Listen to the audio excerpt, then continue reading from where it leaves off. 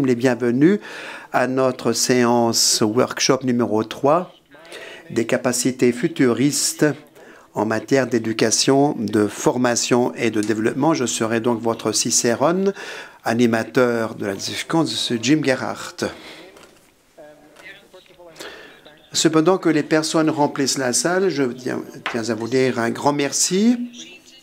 Que vous soyez venus si nombreux et nombreux. J'espère que vous allez encore davantage peupler les rangs. Nous avons 219 personnes qui se sont donc inscrits à cette session, plus de 1000 en tout et pour tout, qui nous suivent aussi de façon en ligne. Donc nous sommes très nombreux en présentiel comme en duplex en virtuel. Et c'est ainsi que nous avons apparemment déclenché un grand intérêt, mais bien sûr que c'est un sujet qui intéresse et qui regarde beaucoup de monde. Permettez-moi donc de vous inviter toutes et tous, sans embâche, de poser vos questions, d'enrichir notre discussion de vos contributions et de vos témoignages. Vous constatez que nous avons un code QR qui est mis sur l'écran géant, ainsi que l'adresse. Ce code, vous pouvez le passer au scan. Et pendant la séance, vous pouvez vous acquitter de vos questions, de vos commentaires ou de vos dépositions. Voilà comme nous sommes organisés après ma petite introduction.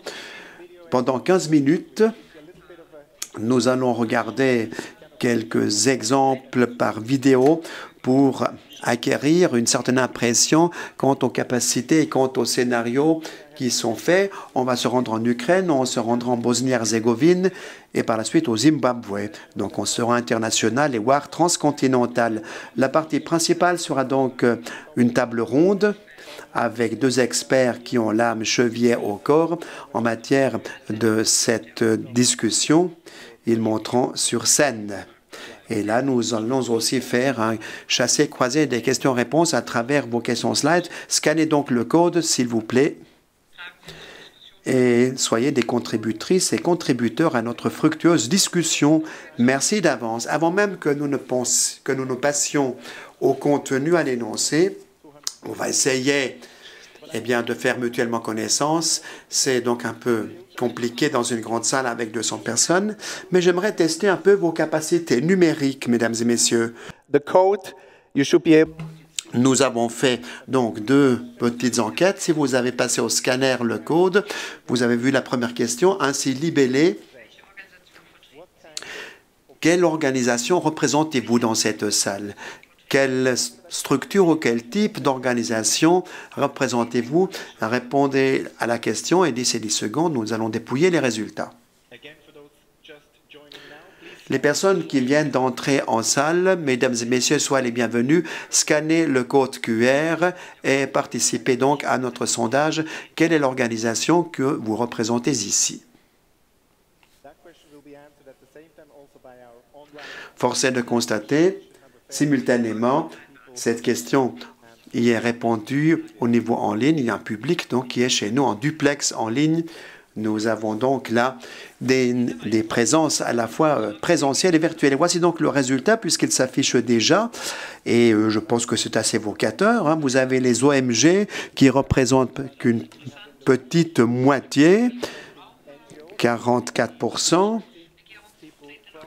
Nous avons aussi des représentants du secteur public aussi.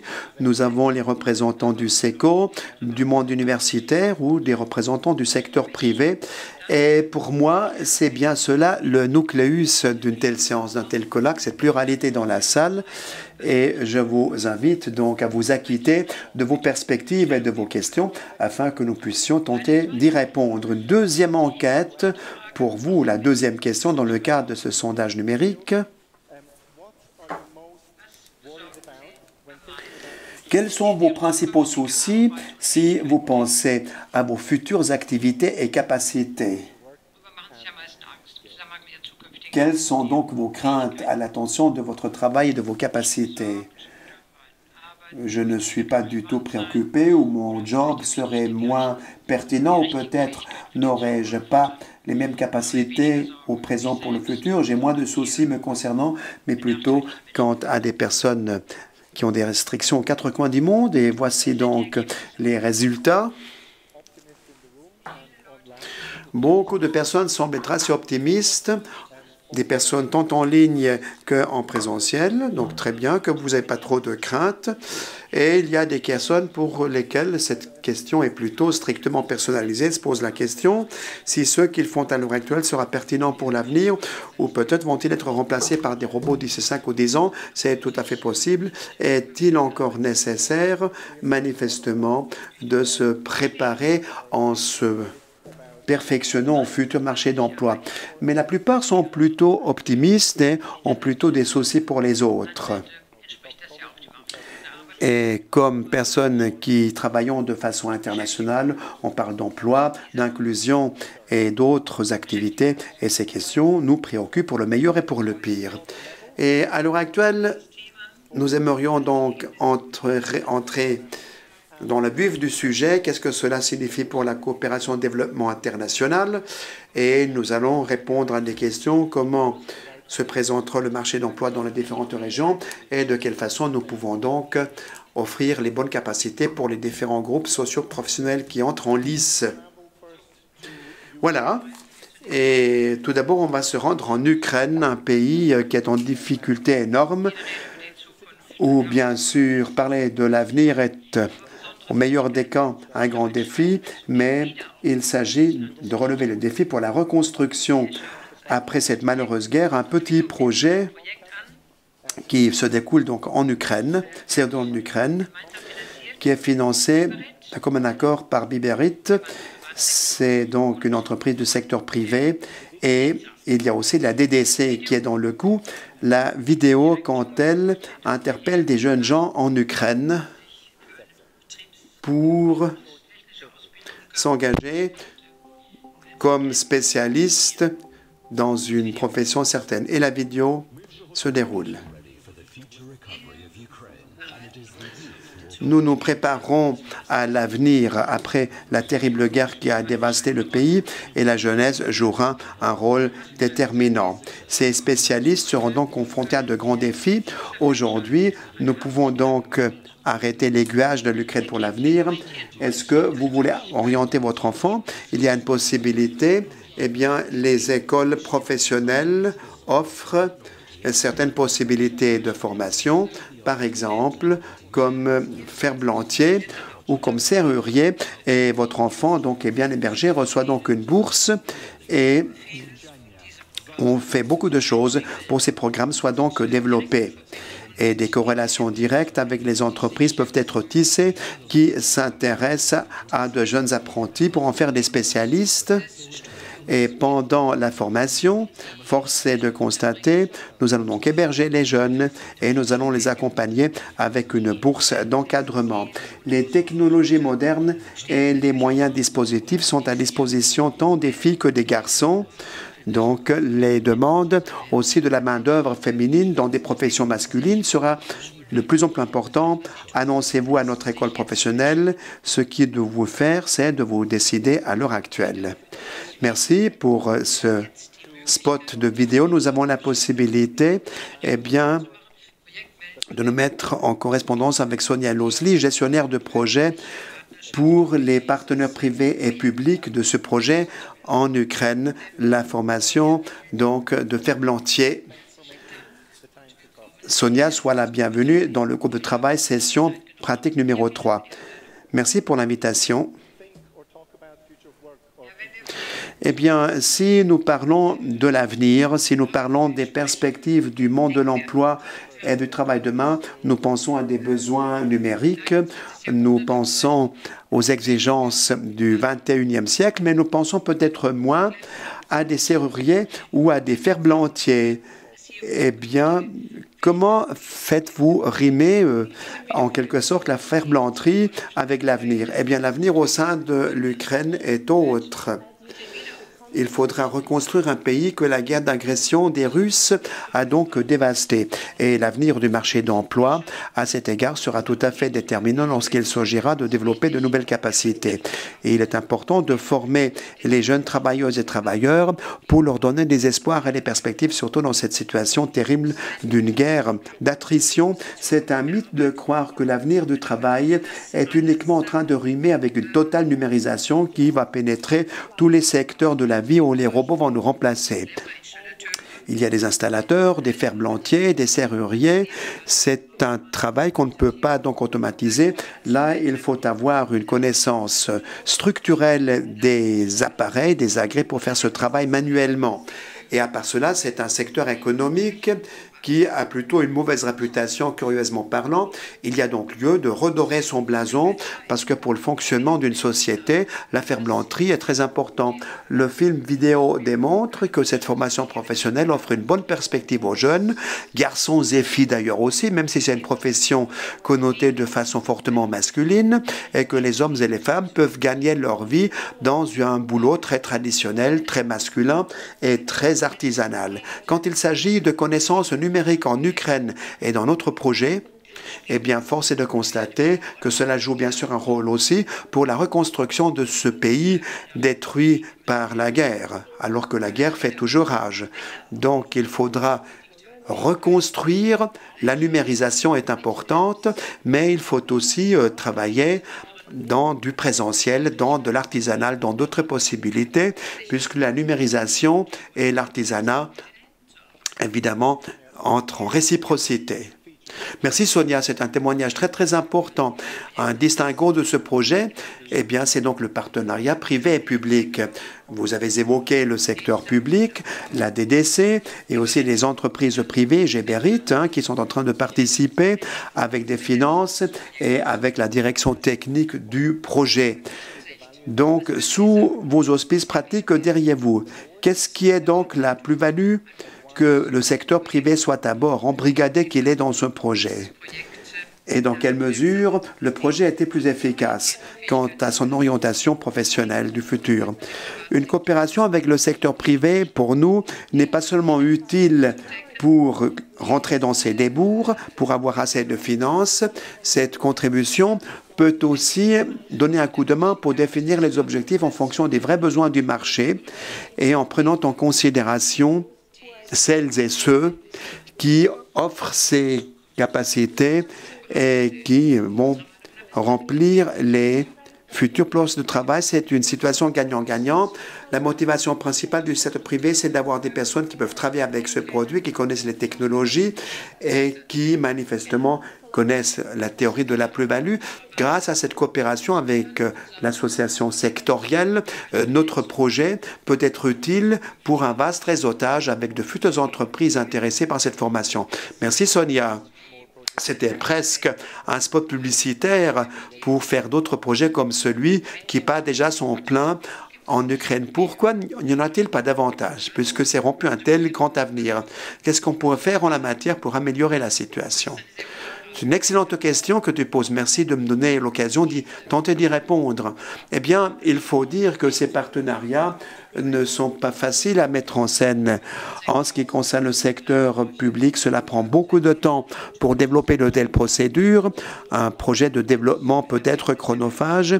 Il y a sa propre terminologie, il y a aussi sa propre vision qui ne cadre pas forcément donc avec le secteur privé. Si on interpelle des partenaires potentiels pour une bonne coopération, il est indispensable qu'on présente les idées, les vecteurs du projet qui déclarent de façon évocatrice de quoi il s'agit. L'objectif, un facteur clé pour le succès est en outre de mieux se comprendre les uns des autres, d'utiliser le bon verbatim. Dans notre cas, nous avons une équipe qui a plusieurs provenances professionnelles, plusieurs expériences dans le secteur privé et d'autres. Et uniquement si nous réussissons à couvrir les attentes et en les mettre en corrélation avec les objectifs pour servir les intérêts de deux côtés, nous pouvons véritablement faire une situation gagnant-gagnant pour les deux partenaires. Merci beaucoup. Merci à toi. C'est fabuleux ce que tu dis. Merci Sonia. C'est très pragmatique et merci de nous donner votre temps. Nous vous souhaitons tout de bon dans le cadre de ce projet dans ce pays martyrisé. Si cela vous intéresse et si vous désirez en savoir davantage, le projet de Sonia et les autres, alors vous pouvez mobiliser les contacts suisses et visiter le stand de ce projet pendant la pause, où on vous fournira toutes les explications nécessaires. Mesdames et messieurs, nous reprenons donc à l'heure actuelle la trame de cet après-midi. On se rend en Bosnie-Herzégovine, vers le sud-ouest, vu de l'Ukraine, où nous avons plusieurs scénarios que nous aimerions mettre en matière de l'employabilité sur les marchés d'emploi et aussi la coopération avec le secteur privé est-elle déterminante? On a enregistré une petite interview avec le projet Helvetas. Jelko Kranovic en est le responsable et il dirige le projet Market Makers qui est aussi cofinancé par la DDC. Market Makers is youth employment project initiated in 20. Market Maker est un projet qui a été lancé en 2012 avec des partenariats entre le secteur privé et le secteur de droit public pour donc faire des réformes et pour développer des capacités ambiantes. Nous sommes actifs en l'informatique et nous déployons aussi nos activités dans l'entrepreneuriat, dans le freelancing. Quels sont les distinguos principaux de vos projets et quels sont les avantages pour le futur marché d'emploi en Bosnie-Herzégovine? Très volontiers, nous vivons dans un monde assez difficile où le changement est extrêmement rapide, un monde extrêmement dynamique, les frontières et les lignes de démarcation s'estompent de plus en plus entre les différents corps de métier et la numérisation va de l'avant. Les technologies joueront un rôle déterminant dans ce processus et il faut les concevoir comme des opportunités et non pas comme des nécessités. Cela mettra évidemment le marché d'emploi sous pression et plus rapidement nous fournissons une réponse coordonnée à ces défis, mieux nous pourrons donc corriger des manquements et des tirs. Mais le manque de personnel qualifié n'est pas seulement d'obédience technologique, cela va au-delà de cela. C'est important tant pour la société que pour l'économie qu'on remède à cette situation. C'est pourquoi il convient d'avoir une vue systémique du problème. La demande portant sur les personnels qualifiés est importante, mais il faut comprendre quel est le contexte superposé, celui du changement technique, social et organisationnel. Votre projet, de fait, se terminera en mars 2023. Est-ce que le travail sera terminé? Ou y aura-t-il manifestement d'autres changements en Bosnie-Herzégovine? Oui, le projet termine en mois de mars, mais nous nous attendons à ce qu'il y ait donc différents résultats qui vont aller au-delà de ce projet. Et nous voulons aussi gagner des titulaires à de futurs défis pour changer le système et il faut le faire ensemble et d'un commun accord. Et nous sommes à un point où nous disons que nous avons maintenant rempli notre mission de préparer ces entreprises à l'avenir, mais il faut faire encore beaucoup de choses afin que cela réussisse et afin que nous puissions donc avoir raison de cette dessiccation du marché en matière de main-d'œuvre qualifiée. Les groupes d'intérêt doivent apporter leur contribution, le législateur doit garantir un cadre légal et les entreprises privées doivent être armes à pied pour engager les jeunes et engager une coopération avec d'autres concepteurs. À part la coordination et la concertation, il convient que nous statuions une amélioration dans notre système informationnel, dans le système de la gouvernance aussi. Il convient de développer des styles de conduite pour les projets, une compréhension pour les besoins du futur marché d'emploi et aussi reconnaître les principaux secteurs industriels.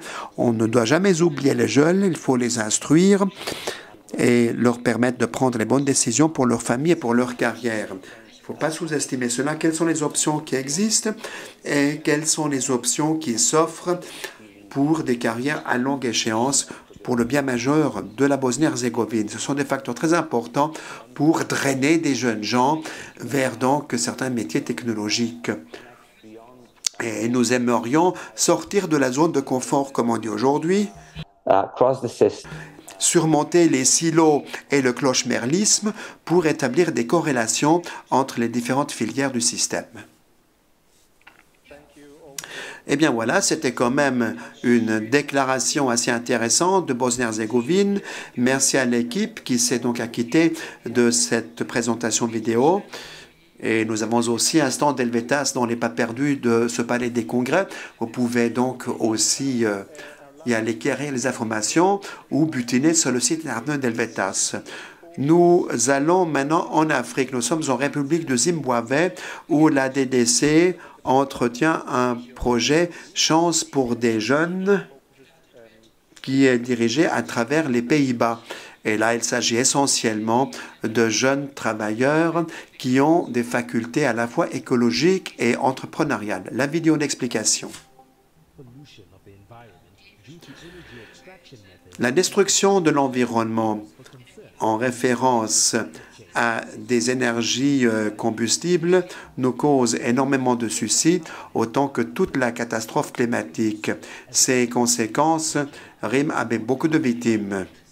Nous avons développé le photovoltaïque, c'est donc une énergie pure, verte, sans aucune situation négative pour l'environnement. Nous développons donc l'énergie solaire de façon strictement énergétique. J'étais au chômage et je réfléchissais à ce que je pourrais faire et j'ai constaté que des jeunes ont participé à ce projet et j'y me suis inscrit. J'ai été accepté comme candidat. Et force est de constater, il y a la possibilité aussi de faire un stage directement sur place.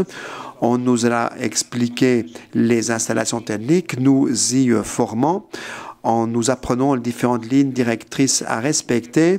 Et grâce à ce contact avec Sonking Solar, eh bien, c'est la seule entreprise au Zimbabwe qui, à l'heure actuelle, est en train de présenter et de vendre des panneaux photovoltaïques. Et sur ces entreprises, j'ai pu aussi enthousiasmer d'autres jeunes pour qu'ils participent à ce projet. Je les ai formés. On espère qu'on va décrocher une licence afin qu'on puisse aussi écouler les projets aux quatre coins du Zimbabwe et même au-delà.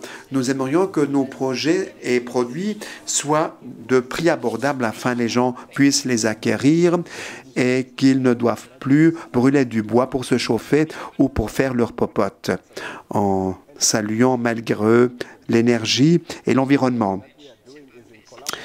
Eh bien, les entreprises ont une grande responsabilité. Nous travaillons ensemble avec le ministère du Travail et de la Jeunesse qui nous donne l'opportunité de coopérer avec des jeunes travailleurs, de les former et de travailler dans plusieurs provinces de Zimbabwe. En 2020, j'avais donc commencé, quant à moi, à travailler dans un projet. Initialement, j'avais travaillé dans l'informatique. J'ai perdu mon job en 2019. J'ai essayé de développer une nouvelle chose et forcé de constater qu'il y avait donc beaucoup de défis, beaucoup de difficultés. La voie était parsemée d'embûches qui m'ont fait trébucher, mais c'était quelque chose de nouveau finalement de travailler dans le nouveau contexte qui est désormais le mien. En cours du temps, j'ai fait la connaissance d'Oye et ce projet Oye m'a donc démontré qu'il est tout à fait possible de développer ses capacités dans ce domaine en travaillant dans l'agriculture, même si initialement j'étais informaticienne. Et il était donc question d'avoir 6 000 plantes. Nous avons maintenant 60 000 plantes. Mon revenu a été substantiellement amélioré et j'ai à l'heure actuelle la possibilité, le privilège d'engager comme patron d'autres jeunes qui me donnent un coup de main. Mon entreprise, depuis lors, a créé pas mal d'entreprises, pas mal d'emplois. De quoi s'agit-il? Il s'agit de donner un coup de main aux jeunes qui seront donc nos gestionnaires, nos patrons de demain, afin qu'ils puissent aussi développer des capacités entrepreneuriales dans l'agriculture, dans le premier secteur, dans les villages et dans la campagne. Nous avons de fait constaté à maintes reprises que cette approche est très utile puisque les jeunes se développent, s'épanouissent en tant que personnel et restent simultanément dans le village, ne finissent pas dans les ghettos des grandes villes. C'est une importante contribution pour le futur des jeunes et pour leur assurance sociale parce que le village peut se conserver, son contexte peut améliorer la qualité de vie et les jeunes ne finissent pas dans les ghettos des grandes villes, dans les bidonvilles, mais restent en province pour la fortifier par leur travail et pour diversifier une économie.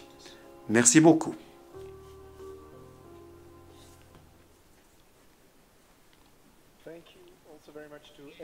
Merci beaucoup pour cette contribution. C'était assez intéressant en développant des perspectives propices à l'avenir. Si vous voulez davantage d'informations, eh bien, vous pouvez donc le trouver sur le site Internet. J'ai vu qu'il y a eu quelques questions sur Slido, mais reposez vos questions. Nous allons y revenir en temps utile.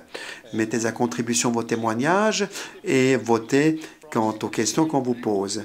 Avec toutes ces impressions très riches que nous venons d'avoir, eh bien, j'aimerais vous présenter mes 4 participants à la table ronde. Prière, mesdames et messieurs, de monter sur scène. pour que je puisse vous présenter à notre distingué public. Les dames et messieurs qui ont des yeux relativement précis voient donc Catano. C'est une entreprise qu'on a vue dans le dernier film, un entrepreneur qui s'engage pour des personnes talentueuses, écologiques et vertes au Zimbabwe. Soyez le bienvenu, Monsieur Catano. Merci beaucoup de m'avoir invité.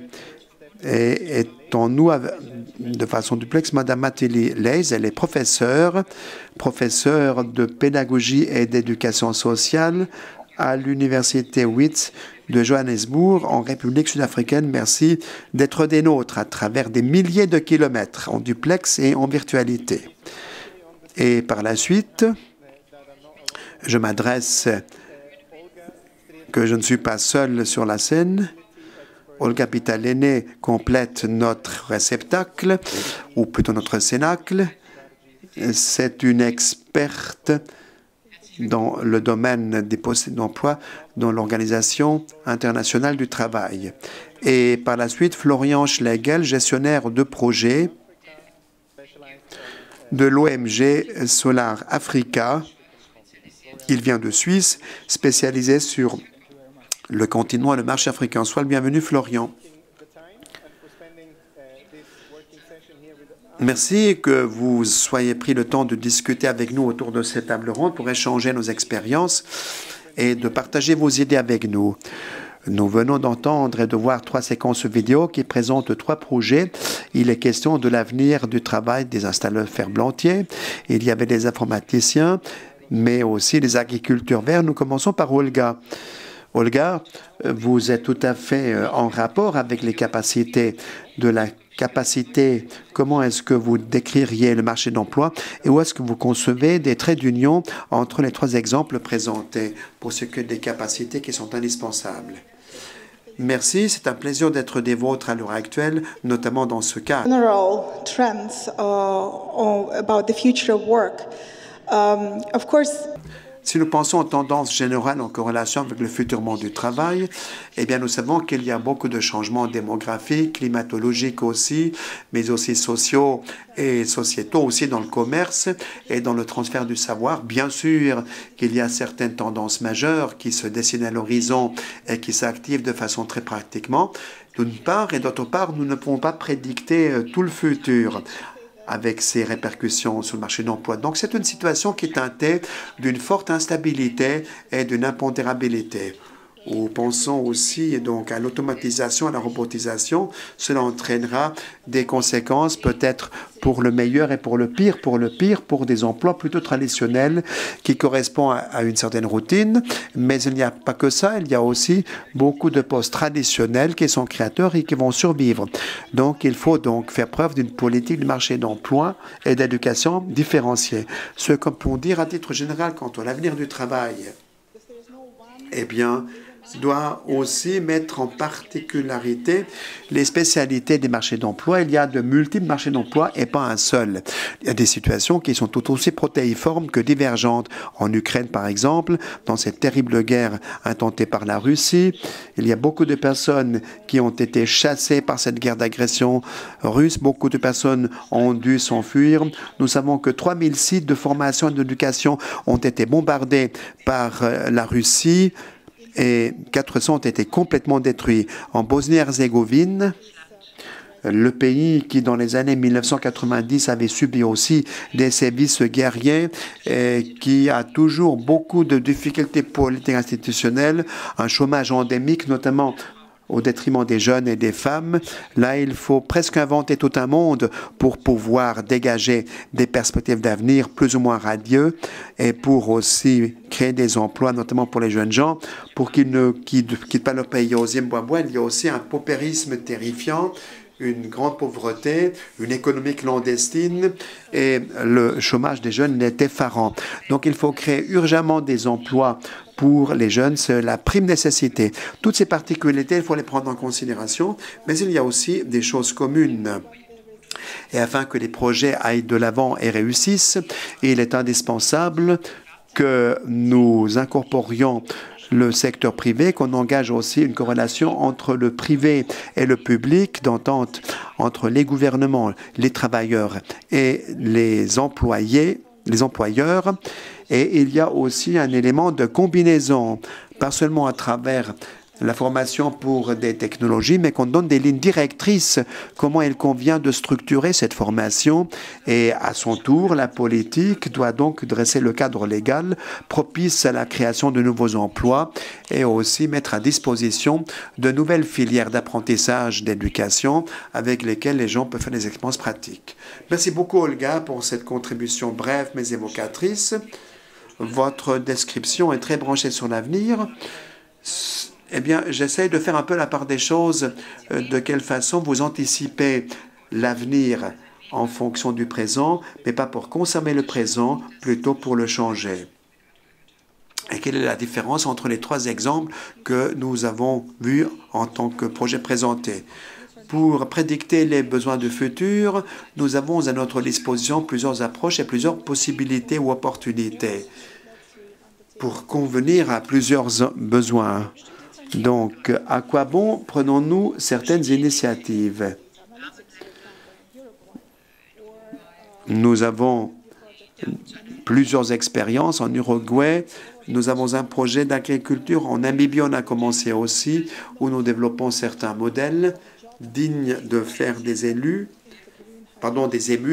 pour déterminer l'impact potentiel d'un hydrogène vert écologique en matière d'approvisionnement énergétique. Nous travaillons dans ce domaine. Nous avions un projet couronneux des succès, un projet qui Success factors there were interministerial collaboration and the involvement of employees. Il y avait le secteur privé, mais aussi beaucoup de ministères ont travaillé pour garantir un cadre issu du secteur pour voir quels sont les domaines qui sont particulièrement dignes de développement. Des standards et des normes doivent être évoqués, aussi des plans didactiques à adapter, etc., etc. Et de statuer à une bonne coopération avec le gouvernement et capital. En Ukraine, la situation est difficile à cause de la guerre d'attrition russe contre ce pays.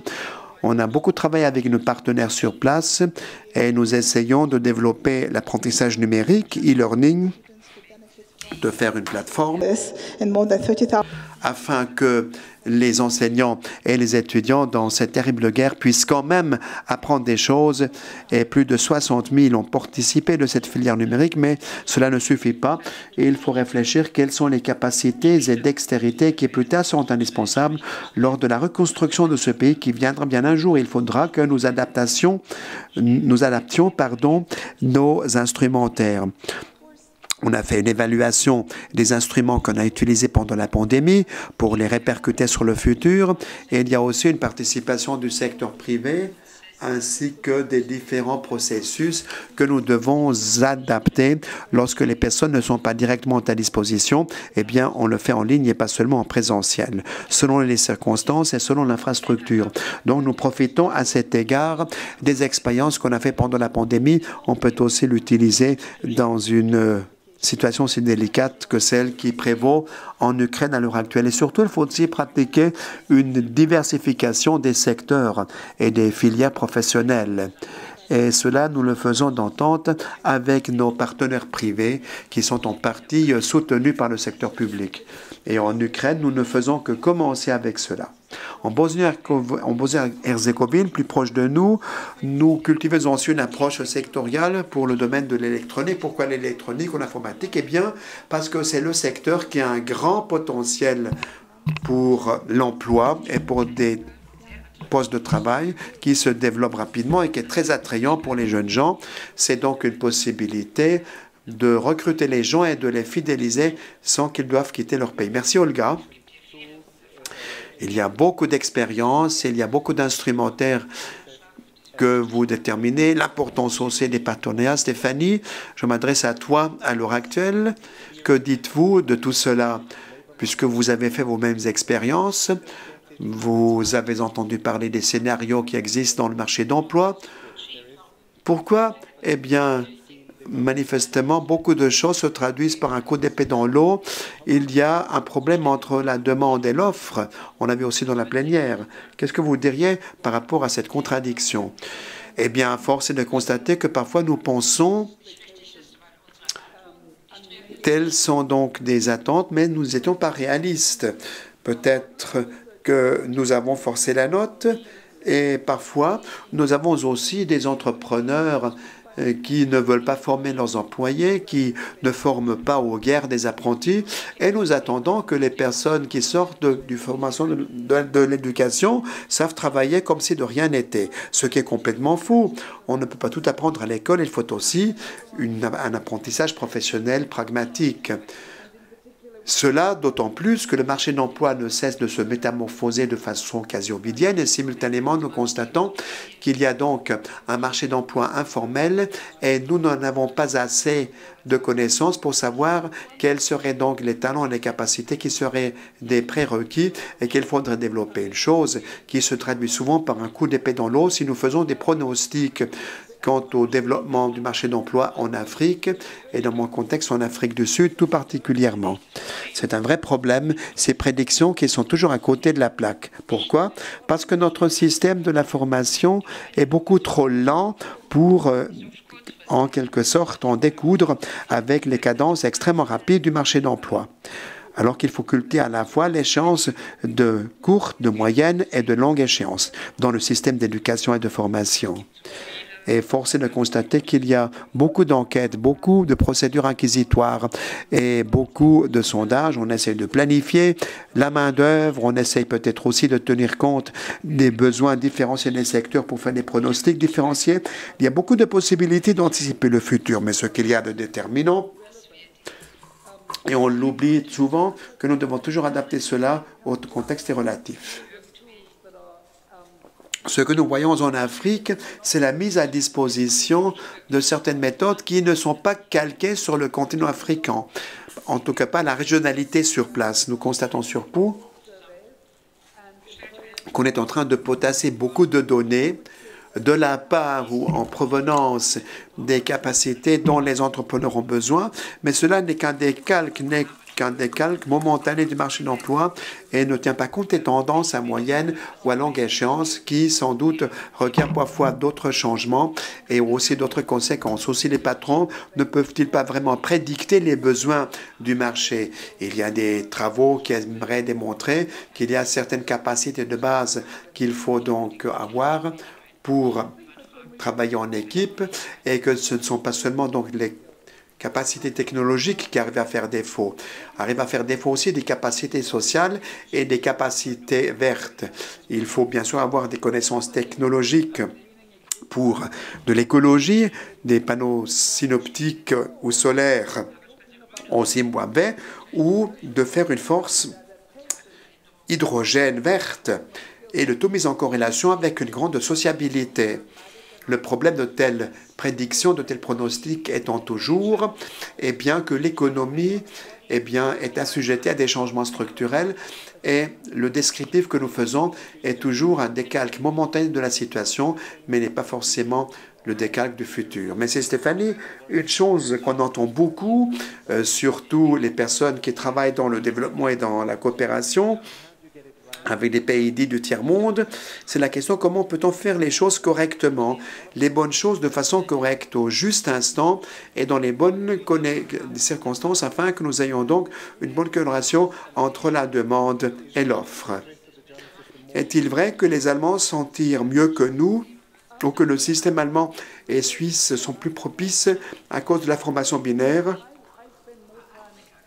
J'ai fait beaucoup de recherches sur l'Afrique et j'ai passé mon temps pour analyser pourquoi l'implantation du système allemand dans des pays pauvres ne fonctionne pas. Mais ce n'est pas forcément donc mon domaine spécialisé. Il y a beaucoup de systèmes, il y a beaucoup de littérature en Suisse et en Allemagne. en matière du marché d'emploi, mais je pense qu'il s'agit de la force de l'institution que l'on propage et il s'agit des relations entre donc les employeurs et les instituts de formation ainsi que les gouvernements.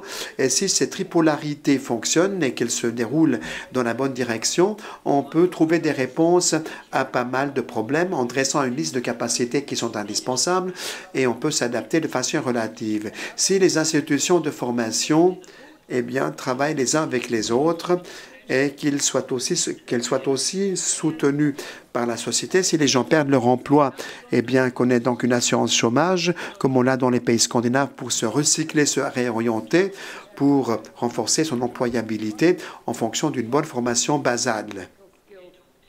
Une bonne culture générale dans un monde qu'il est impossible de prédicter. Dès lors, il est important d'avoir une bonne formation générale et fondamentale sur laquelle on peut greffer des filières de spécialisation. Donc, beaucoup de personnes disent que le système binaire allemand et suisse est bon, l'école et la formation sur le tas de l'entreprise. Bien sûr, ce sont des modèles merveilleux en Autriche, en Allemagne et en Suisse, peut-être pas forcément dans certains pays africains. Il convient toujours de tenir compte de la donne situationnelle. On ne peut jamais reporter d'un pays à l'autre, 5 sur 5, un système de formation. Ce que j'ai appris, c'est la chose suivante, ce qu'il faut voir, ce qu'on reprend, mais pas tout. Merci Stéphanie. Et à l'heure actuelle, nous avons parlé de plusieurs distinguos du marché d'emploi.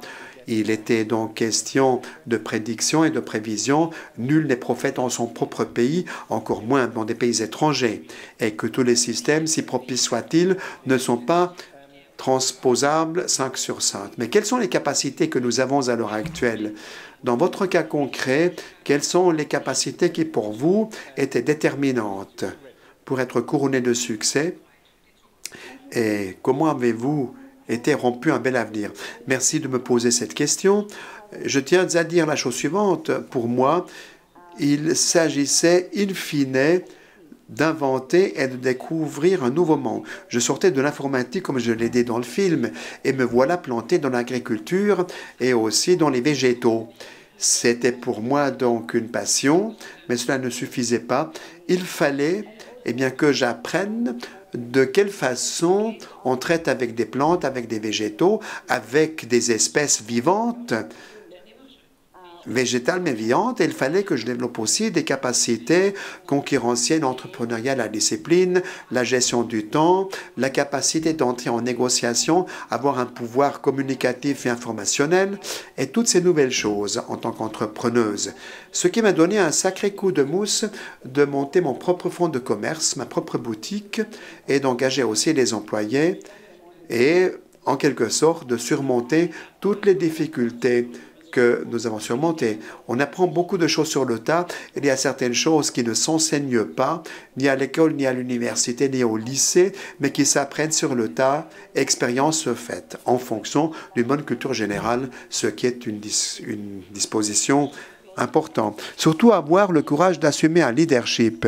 Je suis maintenant donc une entrepreneuse, j'ai ma propre boîte, je contacte beaucoup de personnes, donc j'assume ma part de responsabilité et ma part de conscience de moi-même. Il ne s'agit pas seulement de moi, mais il s'agit quel est mon impact que j'exerce sur d'autres personnes, sur mes personnels ou sur mes partenaires, sur mes concurrents peut-être aussi, pour faire en sorte que toutes ces personnes avec lesquelles j'entre en relation, puissent s'acquitter de leur contribution pour gagner leur vie et pour nourrir la société. Des capacités techniques pour l'agriculture, des soft skills pour gérer une entreprise et aussi apprendre sur le tas. Donc la vie humaine où on travaille et on apprend toute une longue vie de rang. On a vu dans les films vidéo combien il est important d'avoir un contexte ambiant pour découvrir les talents et aussi pour les promouvoir. Pas seulement apprendre des choses, mais avoir un contexte qui vous soit favorable pour que vous vous y prépariez à l'avenir. Que derrière vous, qu'est-ce que vous êtes le plus utile pour pouvoir vous développer comme entrepreneuse que vous êtes? Est-ce que vous diriez que ce contexte est encore améliorable pour se ferrer les bonnes armes pour l'avenir? Intéressante question que vous me posez là, et je tenterai d'y répondre comme suit. Dans mon cas de figure précis, c'était donc un domaine où j'ai abandonné ce que j'avais fait jusqu'à présent et où je pénétrais sur une terre complètement inconnue, qui m'était radicalement, fondamentalement nouvelle. Et il fallait que je réfléchisse comment je compose avec ces nouvelles matières. Je discutais avec des associations d'agriculteurs, je me suis instruit auprès de certains agriculteurs et l'accessibilité de l'information, en théorie comme en pratique, m'était de prime importance. Par ailleurs, il y a lieu de rajouter, notamment, était-il important que le projet soit ancré auprès d'un terreau de la réalité, dans un certain sens. Il était donc important de maintenir un contact avec les paysans, de discuter à égalité, d'aller acquérir les informations, mais de leur donner aussi des informations. Et beaucoup d'agriculteurs étaient très critiques, mais cette critique n'était pas forcément une obstruction, c'était plutôt, je dirais, une initiation à passer outre. Il y a beaucoup de personnes qui étaient d'abord critiques et qui nous ont donné un coup de main après, qui étaient convaincus par ce projet et qui nous ont donné aussi quelques bonnes seringues financières. Si je pense à l'avenir, je dirais que le gouvernement a sans doute l'obligation de créer des bonnes conditions cadres, non pas pour nous prescrire des choses ou pour faire les choses elles-mêmes ou lui-même, mais pour nous permettre en tant qu'entrepreneurs que nous puissions parler de la parole à l'acte et que nous puissions développer le fond de notre commerce. Et on a besoin pour cela aussi de certains subsides financiers, ce qui est déterminant pour pérenniser ce qui d'abord n'est qu'un projet, mais qui devrait être coulé par la suite dans le moule des structures civilement ordinaires. Et bien sûr, un contexte général, ambiant, où nous avons des chances, peut-être aussi le droit à l'erreur, de se casser la figure, de se redresser et de redémarrer à zéro et de voir de cette façon, de quelle façon véritablement nous pouvons donc dans le présent, préparer l'avenir qui commence aujourd'hui et quelle est la contribution de tout un chacun comme individu qui est précieux en fonction de ses connaissances. Dans mon cas, c'était comme j'ai tenté donc de le décrire tout à l'heure, c'est que quand j'étais au lycée, j'avais fréquenté un programme où nous avons reçu des informations quant au changement climatique et quant au ravitaillement alimentaire et j'ai réussi qu'il y a une corrélation entre ces deux choses.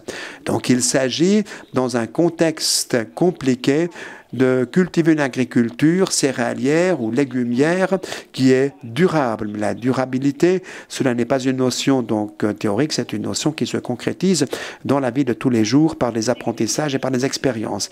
Des choses que vous n'apprenez pas à l'école, mais que vous apprenez par votre boulot, par vos deux mains, par votre tête. Peut-être faudra-t-il faire des ateliers pour voir de quoi il s'agit dans une agriculture à connotation très futuriste et de quelle façon tout un chacun peut s'épanouir par une participation très concrète.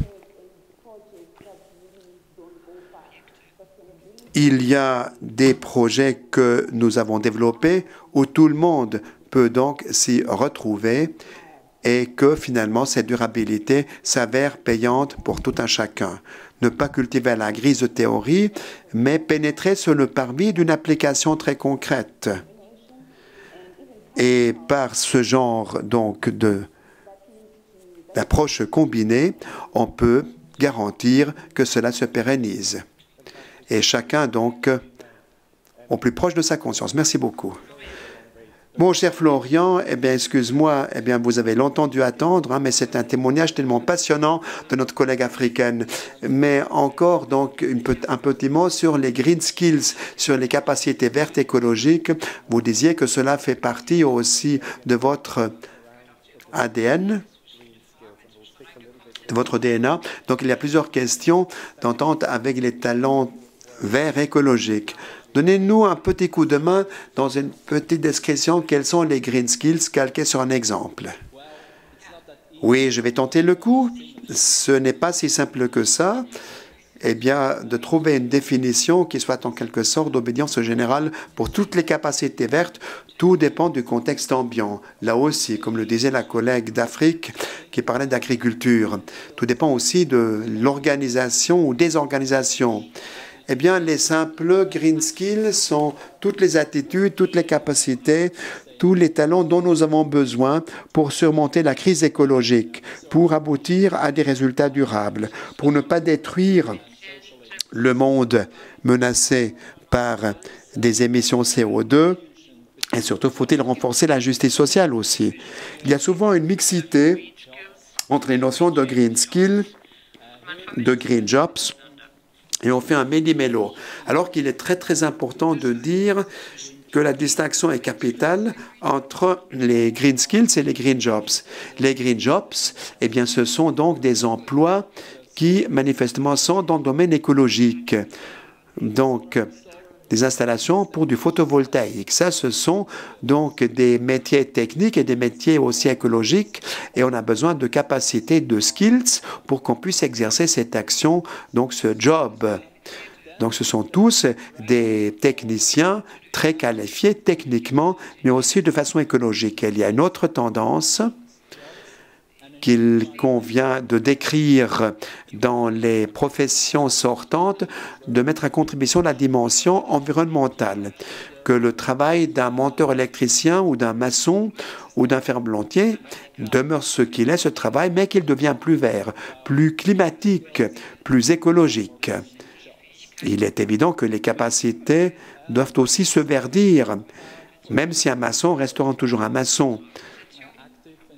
En Afrique du Sud, eh bien, notre organisation déploie ses activités dans le domaine du développement des capacités vertes, des green skills, et aussi de la technologie photovoltaïque en Afrique du Sud, mais aussi en Afrique australe, et dans un programme aussi en Suisse. En Éthiopie, par exemple, un pays qui cause beaucoup de difficultés pour des raisons que vous n'ignorez pas, eh bien, nous avons un système qui a été introduit de façon nationale, un programme de formation qui a reçu l'autorisation du gouvernement central en matière de techniques solaires et photovoltaïques en concertation avec des partenaires nationaux et internationaux. Dans ce programme, reconnu et labellisé par le gouvernement central éthiopien, mais entrepris par des privés, nous avons développé donc des filières de formation, des plans didactiques et jusqu'à présent, nous avons enseigné et formé plus de 500 jeunes gens pour l'installation, pour l'entretien et pour la réparation de systèmes photovoltaïques. Je regarde les questions sur Slido, questions dans le chat, issues du public ou en ligne. Tout ce rapport, bien sûr, au Green Skills, c'est à la une de l'actualité.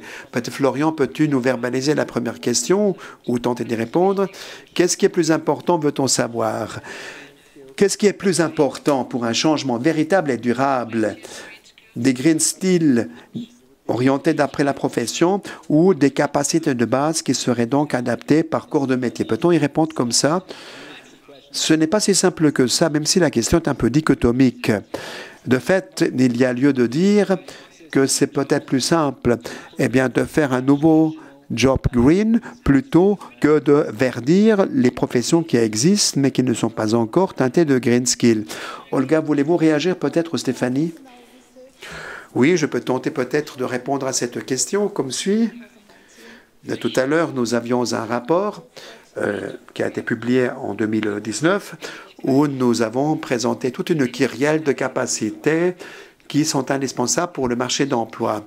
On ne parlait pas seulement de green skills, de capacités vertes pour les raisons qui ont déjà été dites. Parfois, il est difficile de dire, eh bien, qu'est-ce qui est vert et qu'est-ce qui n'est pas vert. Il y a toute une ribambelle de capacités qui sont indispensables pour correspondre aux injonctions d'une durabilité verte et appliquée au quotidien. Capacité de leadership, capacité de communication, d'information, informatique, linguistique, etc. Travail en équipe, mais aussi des capacités technologiques.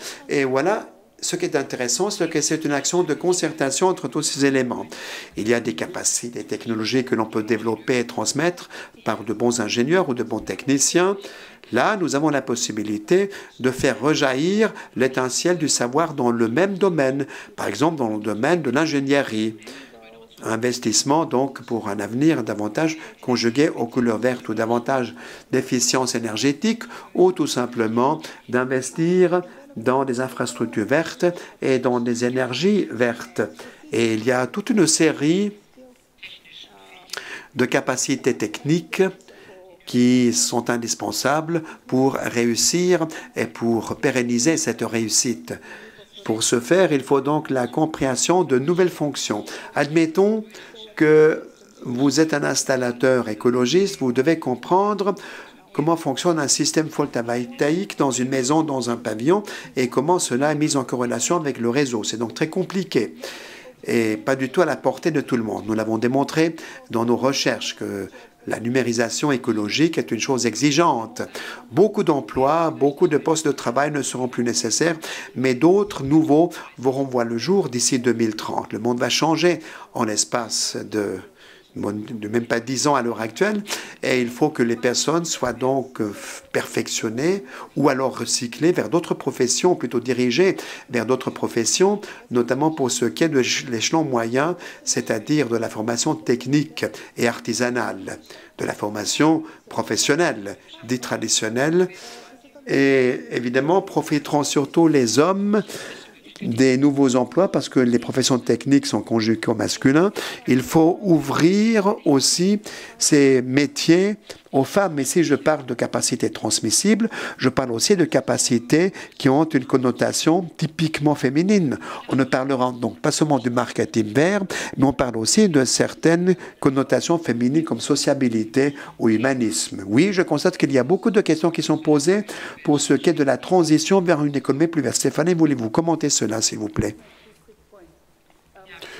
Oui, en toute rapidité, il y aurait beaucoup de choses à dire, mais il faut se focaliser sur l'essentiel. Dans nos recherches scientifiques, nous avons fait un constat parmi beaucoup d'autres, à savoir, eh bien, qu'il y a peut-être moins de nouveaux métiers par rapport à ce qu'on pensait encore naguère, et même au sein des corps de métiers traditionnels, il y a des spécialités qui se développent, qui se numérisent, mais sans qu'on ne modifie les connaissances centrales d'un certain corps de métier. Donc, il faut donc toujours se perfectionner, mais cultiver aussi, en quelque sorte, les professions acquises au préalable. Pour ce qui est donc du changement direct, eh bien, je dirais que sous les auspices des capacités et des talents, il convient de promouvoir une politique industrielle verte, très protéiforme, à multiples aspects. Et je ne pense pas que cela se fasse, à l'heure actuelle en tout cas pas, de façon suffisante, en référence à la politique industrielle et à la climatologie. Il y a beaucoup de lacunes à combler, beaucoup de choses à faire, et il faut réfléchir non seulement quels sont les talents dont nous avons besoin, mais aussi savoir quels sont les revendications du sud global, de l'hémisphère méridional de notre planète, qui souffre énormément, bien plus que l'hémisphère boréal, de la catastrophe climatique. Il y a des choses fondamentales, donc les relations économiques entre le Nord et le Sud. L'infrastructure doit être plus propice aux pays du soi-disant tiers-monde, et cela est aussi très urgent pour la politique et pour la survie. Merci Stéphanie. Tout un programme. Nous avons parlé beaucoup d'informatique, nous avons parlé de la signification des partenariats entre les uns et les autres. Une question est peut-être de savoir comment peut-on déterminer les bons secteurs issus du secteur privé pour ne pas faire du greenwashing, comme on dit, c'est-à-dire de l'art pour l'art sans répercussions concrètes positives sur la réalité. Qui aimerait répondre à cette méchante question? Comment choisir les bons partenaires dans le secteur privé qui prennent au sérieux l'écologie et la responsabilité verte, et pas seulement pour faire du plastronnage ou faire de l'affichage? Est-ce que c'est une provocation? Avez-vous un problème si quelqu'un veut faire du bénéfice? Est-ce que faire du bénéfice, c'est négatif? Je pense que le secteur privé doit être intéressé de coopérer avec le secteur de droit public pour faire des profits, fait partie intégrante aussi du programme et du fonds de commerce. Je ne critique pas les personnes qui veulent faire des bénéfices. Ce n'est pas un problème. Mais il faut choisir les bons partenaires. Cela est tout à fait vrai, issus du secteur privé. Comme Organisation internationale du travail, l'OIT, nous travaillons tant avec les travailleurs qu'avec les employeurs. Nous essayons à travers le secteur de discuter avec les partenaires les plus représentatifs, côté travailleurs comme côté employeurs. Et lorsque nous allons dans ces pays, il y a déjà une infrastructure institutionnelle où les associations de travailleurs et d'employeurs travaillent ensemble. Les syndicats patronaux et ouvriers, par exemple, dans leurs conventions collectives. Et il faut donc intéresser les entreprises qui ont des technologies, qui sont prometteuses, qui thésaurisent un grand savoir rompu à un grand avenir et qui ont peut-être aussi des responsabilités sociales et qui savent quelles sont les capacités qu'il faut développer. Donc, nous sélectionnons les entrepreneurs, les entreprises qui, donc, peuvent changer la situation du marché du travail, qui ont les technologies les plus modernes. Mais souvent, nous jetons notre dévolu sur des PME qui créent beaucoup d'emplois, surtout dans les pays de tiers-monde, et dont la voix est très importante. Merci, Olga. Une ultime question sur Slido, qui peut-être est un peu exotique, mais c'est à vous de juger. Quelle est la bonne voie, la bonne trajectoire à engager afin qu'on puisse développer de nouveaux systèmes d'informatique en faveur d'une bonne communication? Donc, il y a beaucoup de communication, parfois qui est trop embrasse mal-étrant, mais comment peut-on faire une communication ciblée? Cela peut être intéressant d'utiliser donc les réseaux sociaux nouveaux pour la communication, même s'il y en a beaucoup, mais cela peut être une possibilité pour des personnes de structurer un argument, de formuler les choses de façon adéquate afin que cela soit compris de tout le monde, ou de vulgariser les résultats d'un sondage, donc en quelque sorte universitaire, etc., de simplifier le langage. Il y a peu de temps, j'avais utilisé cette plateforme ChatGPT et je voulais savoir qu'en est-il très précisément donc du développement et de l'anticipation des talents et des capacités en Afrique. La réponse était, c'est bien développé en Afrique, la politique gouvernementale est bien comprise et bien évidemment, ce n'est pas vrai. Donc, c'était quelque chose qui était complètement enjolivé. Donc, c'est une communication qui était bonne, enfin, qui prétendait véhiculer une bonne pensée, mais qui ne correspondait pas à la réalité. Donc, autant vous dire qu'il faut un peu savoir séparer le bon grain de l'ivraie. Les documents, quand ils ont un beau frontispice, ce n'est pas toujours très bien quand on regarde leur contenu. That everyone thought would be the cutting edge, which actually are no longer, because technologies like ChatGPT can actually do things that we thought we had to train people and we thought were going to be incredibly niche and in-demand skills. So I think it's something that we have to really grapple with and really take seriously, but we also shouldn't be scared of it and over. Il y a beaucoup d'éléments qui sont extrêmement trompeuses. Il ne faut pas les surestimer, me semble-t-il.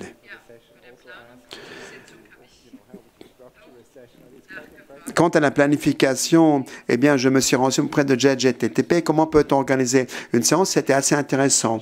D'ici 5 ans, je ne serai plus là, alors d'autres vont le faire, c'est les robots qui m'auront remplacé. Sait-on jamais? À l'heure actuelle, eh bien, j'aimerais aborder une autre situation, puisque nous avons aussi nos partenaires qui sont ici.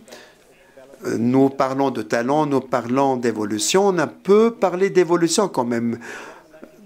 Donc, y aura-t-il un rôle pour les acteurs dans l'évolution d'ici 10 ans, par exemple?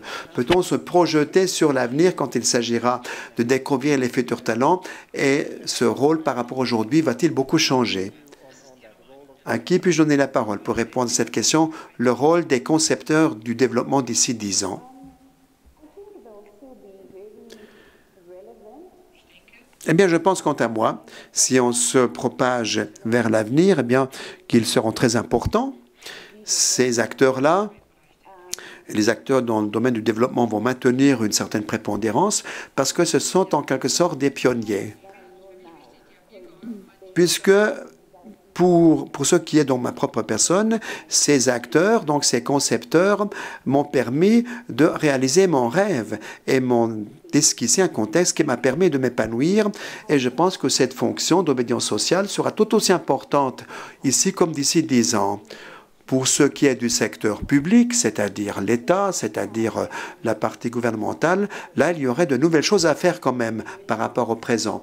Il faudrait que les instances étatiques collaborent davantage avec les acteurs du développement, qu'on nous donne davantage de liberté, mais qu'on nous prenne aussi davantage au sérieux et qu'on rende aussi capables les personnes d'assumer leur part de responsabilité. Là, les acteurs étatiques pourraient faire davantage par un contexte légal, par un contexte systémique, mais aussi pour développer le potentiel psychologique des jeunes, que les jeunes aient confiance en eux-mêmes. Là, l'État pourrait faire davantage. Florian, est-ce que vous voulez compléter le rôle donc des acteurs du développement de l'avenir, mettons d'ici 10 ans, en Afrique d'ici 10 ans? Oui, je suis convaincu quant à moi que mon rôle d'ici 10 ans sera que les partenaires du développement manifestement puissent accélérer les green jobs et les green chips d'entente avec la privée. Qu'il y ait donc une action de concertation entre les acteurs de droit privé et les acteurs de droit privé. Parce qu'il est important que les entreprises comprennent qu'ils font partie de l'économie nationale et de l'économie internationale, et c'est ainsi qu'ils sont aussi responsables de la climatologie pour le meilleur et pour la nature. Donc j'évoque la co-responsabilité. Ils ont fait leur travail, ils ont fait leur boulot. Non, ils n'auront jamais fait leur boulot, il faudra toujours qu'ils se pérennisent. Stéphanie, votre opinion en la matière? Mon opinion, c'est un grand défi. Bien sûr qu'il y a un rôle pour les partenaires de conception de développement. Nous venons d'achever donc une enquête ratée-ciolage par rapport à cette thématique et force est de constater qu'un résultat était il y a trop de projets, à vrai dire. Il y a aussi trop de choses que l'on fait simultanément, uniquement à brève échéance. C'est-à-dire les gouvernements, quand ils donnent des subventions, veulent avoir des résultats qui soient mesurables à brève échéance, mais parfois c'est au prix ou au détriment du futur. Il faut peut-être réfléchir à la question quel est le problème que nous voulons résoudre et par quelle mesure nous comptons le résoudre et dans quelle dimension temporelle. C'est ça le vrai défi et non pas un gain à brève échéance, s'il est question de développement et de coopération durable. Développer des capacités, développer des structures, c'est un très grand défi, surtout dans les pays dits du tiers-monde, dans le sud de notre planète, et l'amélioration des capacités les uns des autres l'est bien sûr aussi dans des entreprises. Mais ça, c'est une chose qui, au fond, n'aura jamais terminé. Il y a beaucoup de sites de production et il y a beaucoup de choses à développer. Mais il faut soutenir les gens dans un contexte précis pour qu'on puisse se concentrer sur les vrais problèmes sur place, ne pas cultiver les tours d'ivoire. Il faut faire donc un mélange entre une perspective à longue échéance et à des solutions qui résolvent momentanément le problème. Vous dites donc que nous aurons un rôle, mais il faut comprendre aussi quel est le problème superposé et général et pas seulement la capacité de cibler les talents. Olga, voulez-vous compléter? Tout à fait d'accord avec Stéphanie, c'est vraiment le grand but qui se répercute sur des actions ponctuelles avec des partenaires dans une action de concertation, comme le disait tout à l'heure aussi une autre personne. Mais le rôle majeur des partenaires du développement et de la coopération, parce que ce sont en quelque part des organisateurs, eh bien, c'est d'organiser le soutien des plus pauvres des pauvres. Les laisser pour compte pour que cette justice sociale qui est foulée aux pieds soit enfin redorée dans son blason et que cette justice sociale devienne une réalité à travers des projets concrets sur place pour avoir des conditions de travail décentes aussi pour les femmes, aussi pour les jeunes gens. C'est déterminant. L'adaptabilité nous importe beaucoup, avoir un regard pour le grand tout, pour le processus qui change. Il ne s'agit pas d'opérer un seul changement. Pendant toute une carrière, il faut toujours s'adapter soi-même et les autres et apprendre de nouvelles choses. Apprendre toute une longue vie durant. Même si l'anticipation du futur en fonction des données est difficile à moyenne, à plus longue échéance, je pense quand même qu'il faut cingler vers de nouveaux horizons. Il faut développer une approche sectorielle, mais mettre ces différents secteurs en corrélation. Parfois, les entreprises viennent chez nous, je le sais, auprès donc de l'OIT, et disent eh bien de quelle façon se présentera l'avenir du marché d'emploi, quelles sont les capacités que nous devons développer, comme si nous étions les devins du village, ou comme si nous avions une boule de cristal. Et nous disons, eh bien, ce qu'il y a de déterminant, c'est que nous entrons un dialogue, qu'on fasse toujours une concertation, et il y a des choses qu'on ne peut pas prédicter, quelques-unes que oui, quelques-unes que non. Mais il faut développer, en y songeant toujours, l'intelligence collective. Et nous allons détecter ainsi de nouvelles capacités. Les partenaires de développement sont des intendants, sont des organisateurs qui doivent comprendre ces processus. Nous parlons beaucoup de numérisation, mais nous n'avons pas la bonne compréhension des scénarios et des stratégies et des répercussions qu'ils engendrent sur le monde du travail. On veut verdir les choses, comme on dit nos jours, mais il faut dire aussi qu'est-ce que cela comprend. Merci beaucoup. Nous avons bientôt atteint la fin de cette session en parallèle. De fait, nous avons parlé de beaucoup de choses. Nous voulions savoir quels sont vos soucis, quels sont les bas qui vous blessent en matière de futures capacités. Bien, j'aimerais à l'heure actuelle passer gentiment à la clôture pour poser à chaque membre de la table ronde la question: quel est le tuyau, le message que vous nous donneriez au sein du public en matière de cette question? Quel est le souci qui vous chagrine le plus pour nous préparer au mieux à l'avenir et pour renforcer le développement coopération internationale? Que dites-vous comme message à retenir à notre public, s'il vous plaît? Eh bien, sois toi-même, aie confiance en toi et coopère avec les autres. Il faut aussi une bonne, je dirais, posologie de patience. La patience est une vertu. C'est bien, la patience est une vertu. Être patient et la solution se pointera à l'horizon pas trop lointain.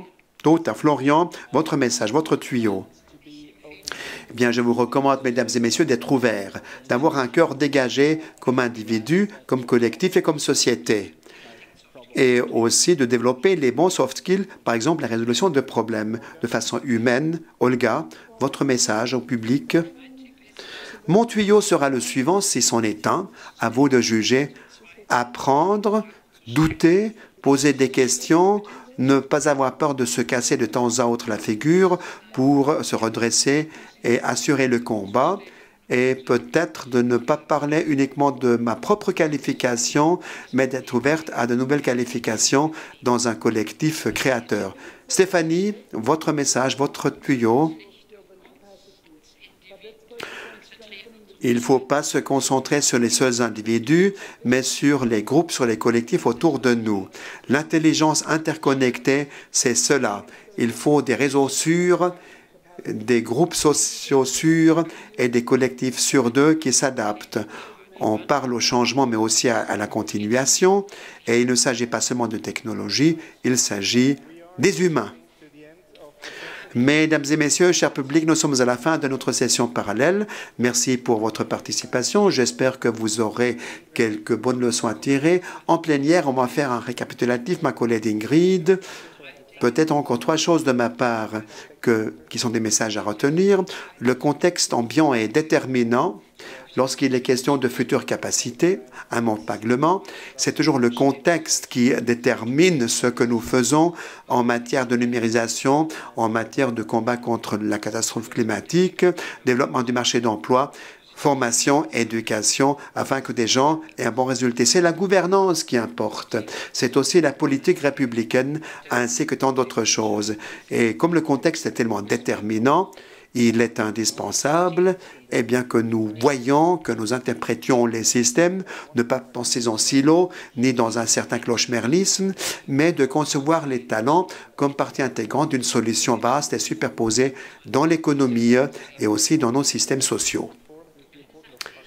Une chose encore que j'ai entendue, c'est l'importance des partenariats forts avec le secteur privé, l'engagement avec les entreprises privées aussi, mais aussi dans le développement et de la coopération. Plus égaux, plus égalitaires sont les partenaires, plus grand sera le succès et rapidement, nous allons aller dans la bonne direction. C'est ainsi, mesdames et messieurs, que cette session parallèle se termine. Les applaudissements pour notre table ronde avec leur beau chassé croisé de questions-réponses. Et comme il est question de partenariat, nous avons maintenant une pause de 30 minutes pour le travail de réseautage en toute saine et franche convivialité, camaraderie. bien du plaisir et nous reprenons dans la plénière à 16h45 pour celles et ceux qui sont à Genève. Les autres restent en ligne. Merci, à tout à l'heure.